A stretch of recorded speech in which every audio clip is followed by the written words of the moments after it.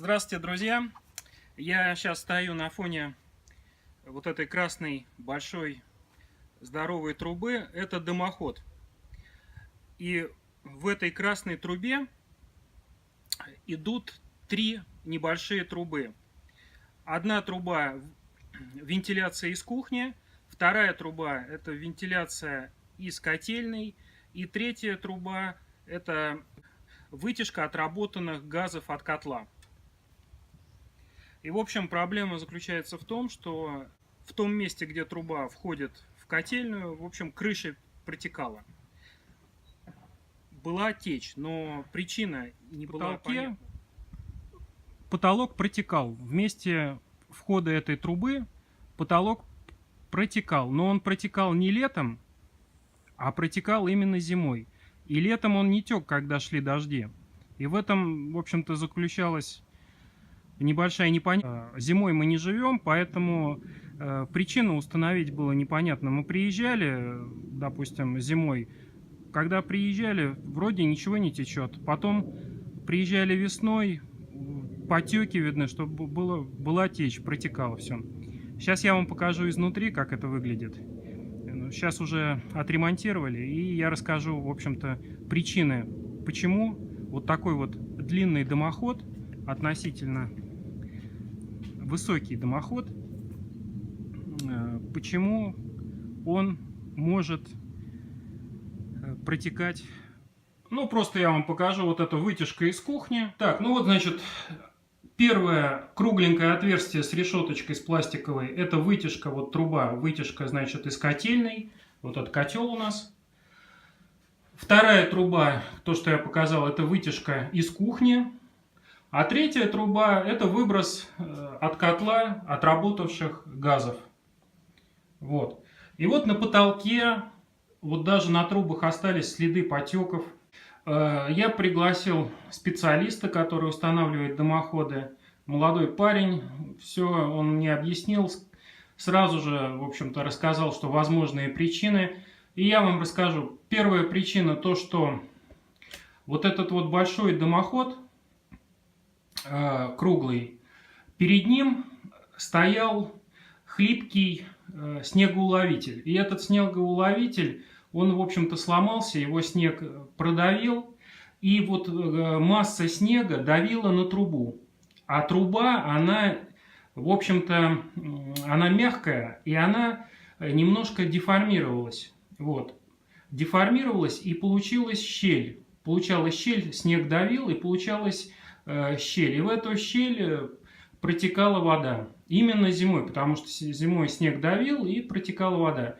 Плюс еще второе, то что в этой трубе большого диаметра, вот эти три трубы внутренние, они были неправильно по высоте, не до конца сделаны. Они должны были быть внутри практически вровень с концом трубы, вот этой красной.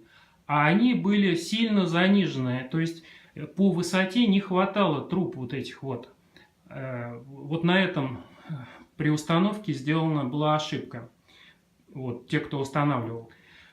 Потом еще одна причина в том, что между этими трубами был заложен утеплитель, такая вата, вот, стекловата. Вот эту вот стекловату положили очень-очень мало.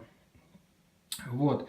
И конденсат, который образовывался опять же зимой, он по трубам стекал, и вот потихоньку накапливался и стекал вниз. Значит, делаем вывод. Внутри вот этой большой трубы должны быть от верхней точки большой трубы где-то на 10, максимум там на 20 сантиметров ниже, чем край вот этой большой красной трубы. Второе. Хорошо нужно утеплить, хорошо проложить вот этим стекловатой эти трубы. Утеплить и уже внутри вот этой большой трубы, чтобы все они внутри были хорошо утеплены, чтобы не образовывался конденсат. Вот. Так что вот такая вот проблема вот была решена. И еще вниз трубы, для того, чтобы она не деформировалась, Во-первых, поставил новый снегозадержатель, такой уже нормальный. И здесь и в трубу, вниз вот этой трубы, он положил, для того, чтобы она не деформировалась, положил керамзит. Очень здорово. Керамзит, он легкий, полностью вот там, я не знаю сколько сантиметров, там 50, наверное, этим керамзитом выложил, 60. Снег будет, даже если давить, то труба не деформируется, она не сожмется. Керамзит ей не даст внутри. Так что вот такое решение проблемы с дымоходом. Ну вот покажу, чем утепляли внутри трубы. Урса. Вот написано экологически негорючий материал. Минеральная изоляция на основе кварцевого песка. Вот такой. Ну и керамзит, наверное, все знают, но все равно покажу, что из себя представляет керамзит. Вот такой вот. Гаденькие. Сейчас по лесенке залезу, покажу, как это выглядит сверху на крыше.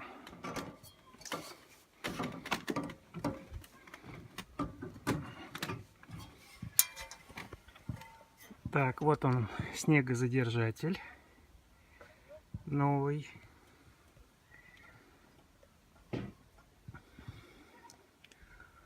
Вот тут даже такую площадку сделал из листа.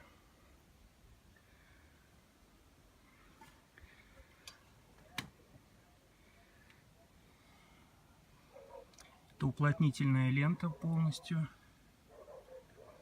Угу.